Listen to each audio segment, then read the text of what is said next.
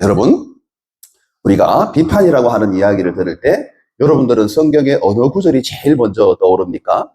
마태복음 7장에 너희가 비판을 받지 아니하려거든 비판을 하지 말라. 이 말씀을 여러분 많이 떠올리죠? 그래서 우리 기독교인들은 될 수 있으면 남을 비판하지 않는 것이 미덕으로 그렇게 우리가 이해를 합니다만, 그런데 이 말씀을 우리가 잘 이해를 하셔야 돼요. 자, 성경은 건설적인 비판에 대해서는 신앙의 성장을 위해서 반드시 필요하다고 이야기를 하는데, 그런데 예수님께서 말씀하신 이 구절은 우리들에게 약간 고개를 갸웃거리게 한다는 말이죠. 그래서 이 말씀을 제가 잘 정리해 드릴 테니까 이 말씀과 건설적인 비판은 좀 차이가 있다. 이걸 여러분들이 이해하시면 좋겠습니다. 자, 먼저 비판하지 말라라고 할 때 이 비판은 엄격하게 말하면, 우리말로 정확하게 번역을 하자면 정죄하지 말라는 겁니다. 특히 여기에서 이는 시제가 지속적이고 반복적으로 정죄하지 말라 이렇게 되어 있는 거예요. 그러니까 정죄라는 게 뭡니까? 정죄라는 것은 남의 잘못을 가지고 지속적으로 이야기를 하는데, 요 구절에 7장 4절에 보니까 네 눈에 있는 들보는 보지 못하고 남의 눈에 있는 티끌은 보면서 정죄하는 사람, 그 사람의 정죄를 비판하고 있는 겁니다. 그리고 비판을 받지 아니하려거든, 이 말은 좀 더 구체적으로 정확한 워딩으로 이야기하면 심판을 받지 아니하려거든, 이 뜻이에요. 자, 그럼 정리하면 이렇습니다. 네가 하나님께 이 심판을 받지 아니하려거든 남을 지속적이고 반복적으로 정죄하지 말아라, 이런 뜻이에요. 자, 그러니까 이 말은 하나님께서 정죄하지 말라는 의미가 되는 것이지, 건설적인 비판을 하는 것은 이 건설적인 비판을 하는 것을 하지 말라고 하는 뜻이 아닌 겁니다. 자, 오늘의 주제는 바로 저 건설적인 비판에 대해서 우리가 나누게 되는데, 자, 건설적인 비판은 요 한 구절에 다 축약되어 있습니다. 제가 요 한 구절을 여러분들과 오늘 나눌 겁니다. 자, 건설적인 비판을 할 때 가장 먼저 첫 번째로 그 의도와 그 목적이 사랑이어야 된다는 겁니다. 사랑. 내가 그 사람을 위해서 뭔가 비판을 하고 싶을 때 그 마음이, 의도된 마음은 사랑이어야 되는 거예요.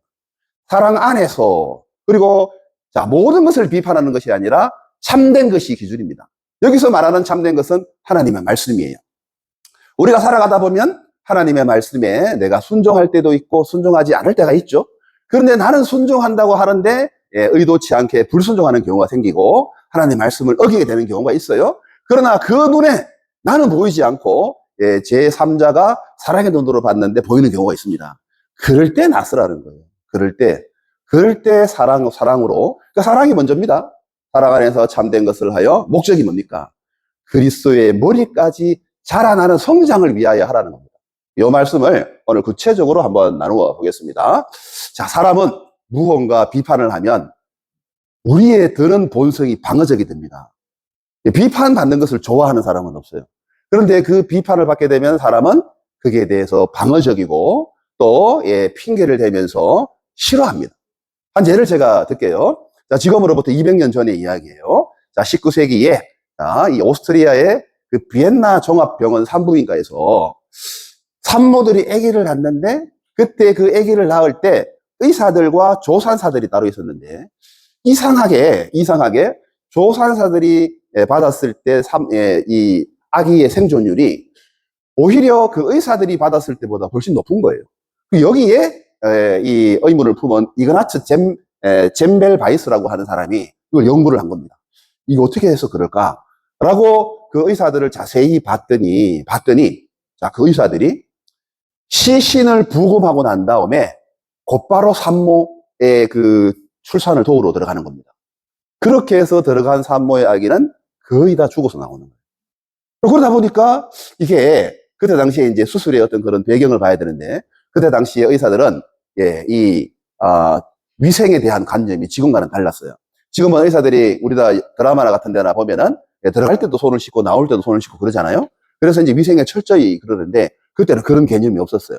그래서 이걸 가지고 이제 비판을 한 겁니다. 그래서 젬벨바이스가 의사 여러분, 제발 산모들을 위해서 소독이 잘 되는 염소수로 씻어 주십시오. 그래야 산모가 삽니다. 제가 연구한 결과에 의하면 조산사들은 들어가면서 손을 씻고 나오면서도 손을 씻고, 그리고 우리처럼 시체를 만지지 않기 때문에 그 생존율이 우리보다 3배나 높습니다 하고 이렇게 근거를 가지고 비판을 했어요. 자, 그러면 여러분 어떻게 해야 됩니까? 의사들이 이걸 잘 받아들이고 이걸 가지고 이 좀 더 나은 수술 환경을 만들어야 되는데, 이 비판하는 젠벨 바이스를 이상한 놈을 취급한 거예요. 그래서 이 자신들의 자존심을 위해서 그를 병원에서 내쫓아 버렸어요. 이런 일들이 200년 전에 있었다는 것이죠. 자, 이때 만약에 이 비판을 받아들여서 이 수술 환경을 바꾸었더라면 더 많은 아기들이 살 수 있었겠죠. 이때 이후로도 이런 이제 일들이 계속 일어났고, 그리고 최근 들어서야 우리 의사들이 이제 손을 씻고 이러는 부분들이 이제 발전되어서 여기까지 오게 된 것입니다. 자, 누구라도 그것이 아무리 정당한 비판이라도 비판을 하게 되면은 우리는 방어적이 된다. 그러면 어떻게 해야 되겠습니까? 자, 비판을 받게 될 때 우리의 첫 번째 반응은 방어적입니다. 그거는 누구나 그럴 수 있습니다. 그런데 우리가 그 비판을 받아들이는 것과 받아들이지 않았을 때의 차이는 내가 성장의 이 문을 여느냐, 그렇지 않고 이 머물러 있느냐, 이런 차이가 되거든요. 그래서 우리가 어떤 비판을, 정당한 비판을, 건설적인 비판을 받게 될 때는 마음의 문을 열고, 아, 성장의 기회구나, 이렇게 한번 생각을 해보자라고 하는 겁니다. 자, 왜 그렇게 우리가 다른 사람의 비판을 받아들여야 되냐면, 자, 이 사람을 보십시오. 높은 산 위에서 밝은 태양 아래서 모든 것을 보고 판단하는 그런 사람인 것 같지만, 이 사람에게도 반드시 뭐가 있다? 등 뒤가 있는 거예요. 내가 보지 못하는 부분이 있는 겁니다. 그래서 누구에게나 사각지대가 있는 거예요. 자기 눈으로는 자기의 뒷모습을 볼 수가 없습니다. 비판은 내 약점을 드러내는 공격으로 여기지 마시고, 내가 보지 못하는 영역을 밝혀주고 비춰주는 빛이다 라고 생각한다면 이게 성장의 기회가 되는 겁니다. 자, 잠언서에도 훈계를 저버리는 자는 궁핍과 수욕이 이르거니와, 내가 보지 못하는 부분은 그게 성장 포인트거든요. 그 성장 포인트를 내가 긍정적으로 받아들이고 내가 더 앞으로 나갈 수 있는 기회를 삼으면 이것이 발전의 계기가 되는데, 그 비판을 받아들이지 못하면 궁핍과 수욕이 이르게 된다는 것입니다. 자, 이렇게 받아들이지 않는 것 또한 교만이라는 거예요. 교만은 패망의 선봉이요, 그만한 마음은 넘어짐의 앞잡이라고 잠언서에서 분명히 이야기하고 있습니다. 자, 그러면 우리가 이제 이 한 예를 들어서 성의 비판을 잘 받아들일 때 우리가 성장할 수 있는지 없는지, 기업의 예를 들어서 제가 여러분들에게 설명해 보겠습니다. 여러분, 제가 고등학교, 대학교를 졸업할 때까지만 하더라도 그때 집안에 행사가 있거나 졸업식이 있으면 사진관에 가서 사진기를 빌렸습니다. 사진기를 빌리면 반드시 그 안에 필름을 이제 사야 됐어요. 그렇게 해서 사진을 찍고 돌려주면서 인화를 하고, 이런 경우 많으시죠? 그때 이 필름 세계 1위가 어딘지 아십니까? 코닥이었습니다. 코닥. 자, 그런데 이 코닥이 놀랍게도 1975년도에 디지털 카메라를 먼저 발견했어요. 먼저 발명했습니다. 자, 앞으로의 시대는 필름 시대가 아니라 이제는 디지털의 시대가 올 것을 알고 있었던 겁니다. 그런데 그때 당시에 그 필름 시장이 전 세계 마켓쇼 1위였어요. 그래서 필름 그러면 코닥이었기 때문에 이 회사가 이걸 내놓지를 못한 겁니다. 우리가 이 디지털을 내놓는 순간에 우리 시장을 잃어버릴 확률이 너무나 크다. 그래서 이걸 사장시켰어요.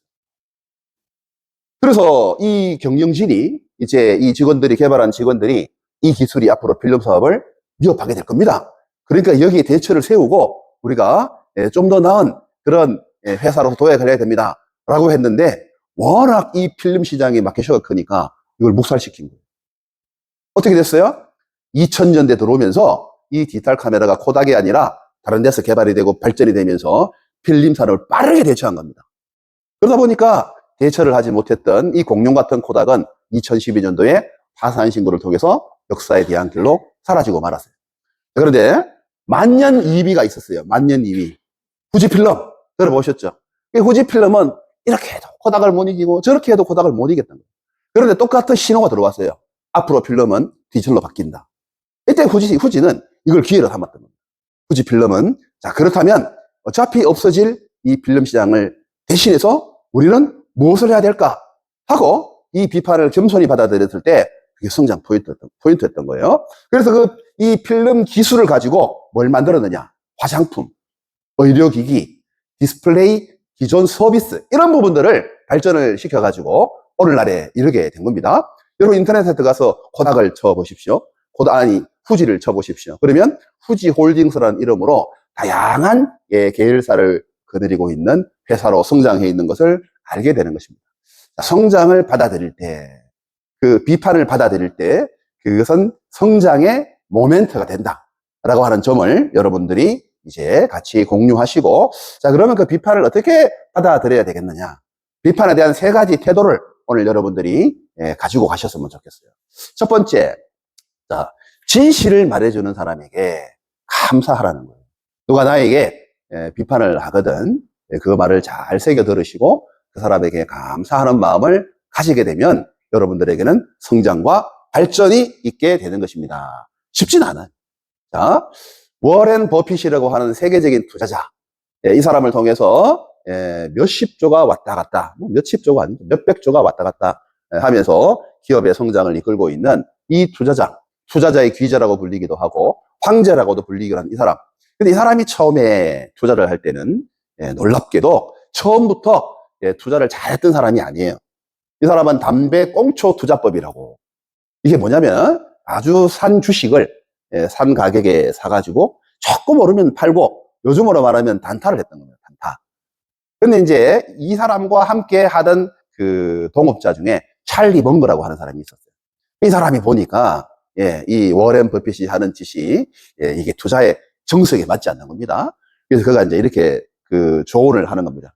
자, 그저 싸다는 이유만으로 형편없는 회사를 사지 말게 적당한 가격에 훌륭한 회사를 사는 것이 훨씬 낫다네 하고 이 사람에게 이렇게 충고 내지 비판을 한 거예요. 자, 주식하는 사람들, 또 투자하는 사람들, 또 요런 이제 이 업종에 있는 사람들이 좀 예민하죠. 왜냐면 주식 시세가 하루아침에 이렇게 떨어지기도 하고 오르기도 하고 실질적인 자산이 걸려 있으니까 아주 민감합니다. 우리 현재 주식 시장도 우리 거의 9천 가까이 갔다가 지금 얼마로 되어 있습니까? 6천대로 떨어졌죠. 얼마나 민감하겠어요? 자, 그런데 이 충고를, 이걸 나에 대한 비판이나 나에 대한 무능으로 받아들이지 않고 워렌 버핏은 이걸 받아들인 겁니다. 이 투자를 자기에게 좋은 방법으로 발전을 시킨 거예요. 자, 훗날에 그는 자기에게 가장 인생의 전환 포인트가 바로 이 지점이라고 이야기를 합니다. 바로 이 결정적 조언이 나를 오늘날 여기까지 성장하게 만들었다. 이렇게 고백했습니다. 자, 그래서 진실을 말해주는 동력자에게 감사할 줄은 마음이 바로 그를 세계 최고의 투자자로 만들 수 있었던 것입니다. 자, 누가 나에게 아주 건설적이고 그리고 내가 알지 못하는 것을 이야기해 줄 때는 여러분들이 그걸 잘 귀담아 듣고 이게 내 성장하고 발전으로 이어질 수 있는 계기를 만드시기를 축복합니다. 자, 두 번째 보겠습니다. 자, 그렇다고 해서 비판하는 사람이 막 비판해도 되느냐? 그건 아니에요. 자, 비판을 할 때 어떻게 해야 되느냐? 오늘의 키포인트입니다. 내가 다른 사람들을 비판을 할 때, 아까 우리 에베소서 4장 15절에도 참된 것으로 비판하라 그러죠? 그런데 그보다 더 앞서는 건 사랑이잖아요. 그 사랑을 통해서 우리가 이제 비판을 할 때, 첫 번째 네 가지의 방법이 있는데, 첫 번째, 사랑하는 마음에서 출발해야 되는 겁니다. 내가 그 사람을 비난하거나, 정죄하거나, 마음의 다른 의도로 그 사람을, 그 비판을 할 때 다 알아듣죠. 비판받는 사람이 그걸 먼저 알아요.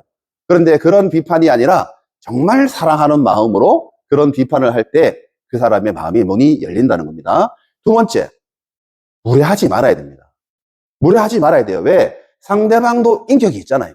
상대방도 인격이 있는데 많은 사람들이 있는 자리에서 비판한다든가 아니면 뭔가 준비되지 않은 상태에서 갑자기 뭔가 한마디 퉁 내뱉는다든가 그러면 부부 사이에도 힘들어요. 부부 사이에도 서로 인격을 존중하고 그 사람의 내가 어떻게 말해야 될까 한 번 더 생각하고 예의 있게 말해야 되는 겁니다. 세 번째, 비판을 위한 비판은 해서는 안 됩니다. 내가 그 비판을 할 때는 구체적이고 실제적인 그런 대안들을 내가 제시할 수 있어야 돼요. 그 방법이 정확한 방법은 아니더라도 그 사람이 한 번 더 생각해보고 한 번 더 이런 방법이 어떻겠느냐라고 하는 조언까지 들어가야 그 사람의 진심이 느껴지는 겁니다. 마지막 네 번째. 자, 시간과 장소를 여러분 따로 빼서 그 사람을 만나야 됩니다. 예, 우리가 이 눈에 보일 때 그 사람의 그 잘못된 부분이 분명히 보이죠. 우리 그 사랑하는 아내분들, 남편들이 하루에도 몇 번씩이나 보이잖아요. 그래서 우리 아내들이 이 역사적 사명을 띠고 남편에 대해서 이야기를 하잖아요. 근데 그게 시와 때를 가리지 않으면은 남편들은 잔소리로밖에 듣지 않는 거예요. 그래서 적절한 때와 시간을 가지고 이런 마음의 문을 열고 이런 대화를 시작할 때 건설적인 비판이 될 수 있다고 하는 겁니다. 그러니까 비판이라는 것을 우리가 막 내뱉는 그런 것으로서 이해하시면 안 된다는 겁니다. 자, 어느 유명한 외과 교수님이 계셨어요. 이 교수님은 늘 제자들에게 수술을 할 때 제자들을 다 불러 모아서 이렇게 말을 했습니다. 사랑하는 나의 제자 여러분, 자, 환자의 환부를 칼로 째기 전에 너희의 손을 먼저 따뜻하게 덮여라. 이걸 제일 먼저 가르친 겁니다. 아무리 날카롭고 정확한 이 메스라 할지라도 의사의 손이 차가우면 환자가 수술도 받기 전에 공포와 경련으로 몸을 비틀게 된다. 이런 경험 하신 적 있습니까? 네. 제가 치질 수술을 받은 적이 있어요. 근데 치질 수술은 자세가 조금 치욕스럽습니다. 이게 엎어놓고 다리를 벌리거든요. 그래서 수술을 하는데 치질 수술은 하반신 마취를 해요. 그 하반신 마취를 하는데 상반신은 살아있잖아요. 그래서 이 수술 소리와 의사와 간호사의 소리가 다 들려요. 다 들리는데 이 의사와 수술하는 사람들의 그 이야기가 따뜻하게 들리지 않으면 진짜 공포스럽습니다. 그리고 그 수술하는 소리, 그 서걱서걱, 사각사각 이런 소리가 얼마나 힘들게 하는지 몰라요. 근데 의사 선생님이 환자분 다 됐습니다. 조금만 기다려 주시죠.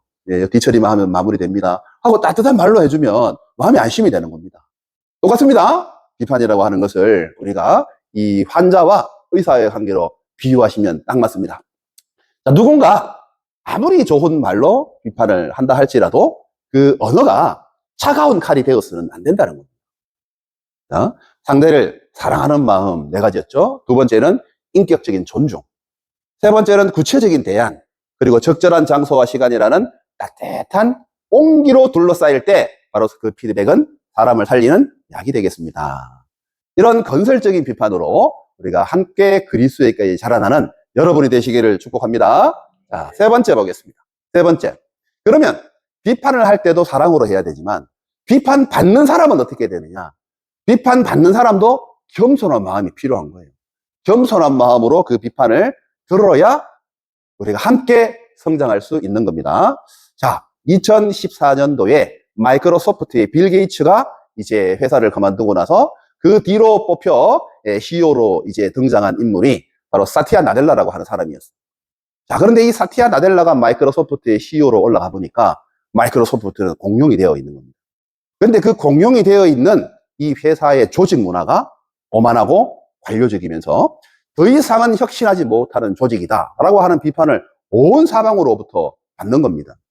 그때 이 마티아 사델라는 그 비판을 받아들여야겠다. 이걸 우리 회사를 바꾸어 성장하는 계기로 삼아야겠다 하고 그가 회사의 혁신을 변화로 바꿨습니다. 자, 어떻게 했느냐? 자, 우리는 모든 것을 다 아는 자가 아닙니다. 그때 당시 마이크로소프트는 윈도우라고 하는 이 프로그램으로서 이 인터넷 PC 시장에 완전히 왕자로서 자리매치고 있었죠. 그러다 보니까 모든 것을 다 아는 자로 그렇게 치부를 받았던 거죠. 이건 교만입니다. 교만. 그런데 이런 이제 마인드를 마티아 사델라는 우리가 모든 것을 배우는 자로 바꾸자. 우리도 부족한 게 있고 그리고 남의 비판을 겸허히 받아들이는 자세로서 우리가 성장할 수 있는 마인드로 그렇게 한번 바꾸어 보자 하고 이 이제 마인드셋 운동을 한 겁니다. 성장 마인드셋 운동을 하고 그리고 조직 문화를 바꾸어 나가기 시작했어요. 누가 이 회사에 대해서 이야기하면 그것이 우리의 변화의 계기가 되지는 않을까? 그것이 우리가 바꿔야 될 포인트는 아닐까? 이렇게 직원들과 함께 머리를 맞대고 하다 보니까 여러분 몇 년 새에 마이크로소프트가 무려 3배나 성장하는 기적을 일으키게 된 것입니다. 자, 우리가 건설적인 이 조언을 받아들일 때 4가지를 생각하시면 좋겠습니다. 첫 번째, 누가 나를 비판할 때 우리는 먼저 감정적으로 반응한다 그랬죠? 그래서 여러분 감정을 가라앉혀야 됩니다. 감정을 가라앉히고 먼저는 마음을 차분하게 그 사람이 어떻게 이야기하는지 끝까지 한번 들어보는 자세가 필요하겠습니다. 두 번째, 상대방이 나한테 왜 이런 이야기를 할까? 그걸 한번 생각해 보라는 거죠. 상대방의 사랑으로, 그리고 정말 성장하고자 하는 마음으로, 함께 공동체를 세워나가자 하는 그런 마음으로 하고 있다면 그 의도를 받아들이십시오. 그걸 인정해야 되겠습니다. 세 번째, 감사의 마음을 표현할 줄 알아야 돼요. 그런 이야기를 했을 때, 그래, 내가 한번 생각해 보겠다든지, 왜 나한테 그런 이야기를 한다든지, 그런 말보다는 감사의 마음으로서 내가 겸손하게 나가는 것입니다. 자, 네 번째는 구체적으로 어떤 부분을 개선할 수 있는지 함께 물어보면서 그것이 토론과 함께 협력하는 장으로 만들어가는 것도 중요하다. 이렇게 말할 수 있습니다. 자, 이렇게 이제 비판에 대한 세 가지. 감사할 줄 아는 사람이 되어야 된다. 그 다음에 비판할 때는 사랑으로. 또 그 비판을 받아들일 때는 겸손으로. 이 세 가지를 우리가 잘 수용해서 우리의 성장으로 바꿀 수 있는 그런 계기가 된다면, 우리에게는 유익이 있습니다. 유익이 있습니다. 네 가지의 유익이 있는데, 첫 번째, 내 등 뒤에 있는 약점을 파악할 수 있습니다. 우리의 이 약점은 사실 스스로는 모르는 경우가 많아요. 그러니까 그런 이야기를 해주고, 또 그런 이야기에 대해서 내가 열린 마음으로 듣게 보면, 아, 이게 내 약점이 되겠구나 하고 내 약점을 객관화할 수 있습니다. 자, 두 번째, 열린 마음으로 내가 그 비판을 하게 되고 또 겸손한 마음으로 받아들이게 될 때 더 나은 해결책을 만들어낼 수가 있는 겁니다. 세 번째, 이로 말미암아 우리는 겸손함을 기를 수 있습니다. 네 번째, 이렇게 비판을 해주는 사람과 그리고 받아들이는 사람의 그 관계가 아름답게 형성이 될 수 있습니다. 그래서 부부 사이에도 이런 이제 그 신뢰를 바탕으로 하는 이런 이야기가 서로 주고받을 때 서로 사이가 굳건해지는 겁니다. 그런 사이로서 이제 함께 그 가정을 이끌어가고 사랑으로 가정을 만들 수가 있는 거예요. 자,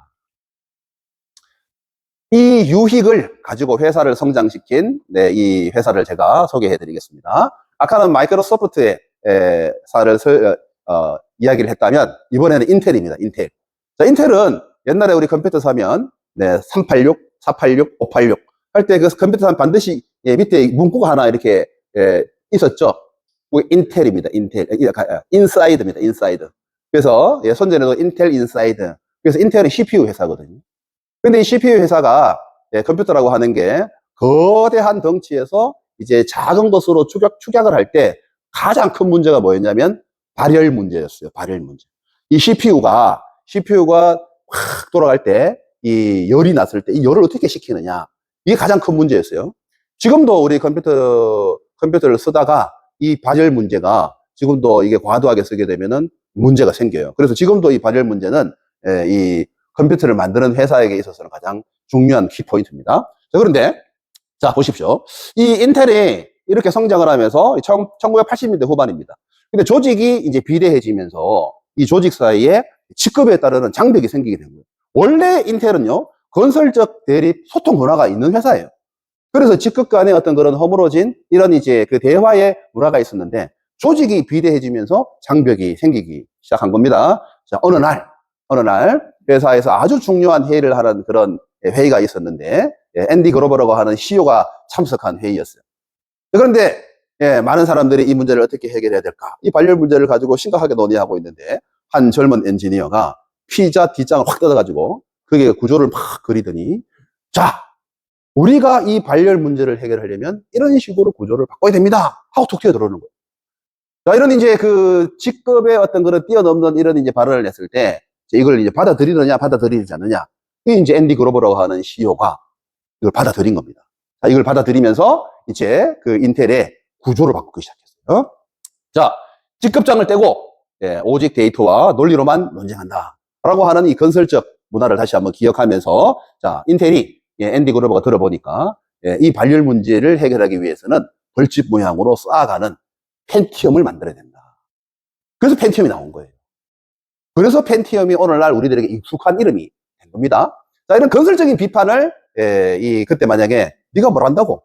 여기가 어디라고 그런 얘기를 하느냐? 라고 사장시켰다면은 오늘 인텔이 없었겠죠.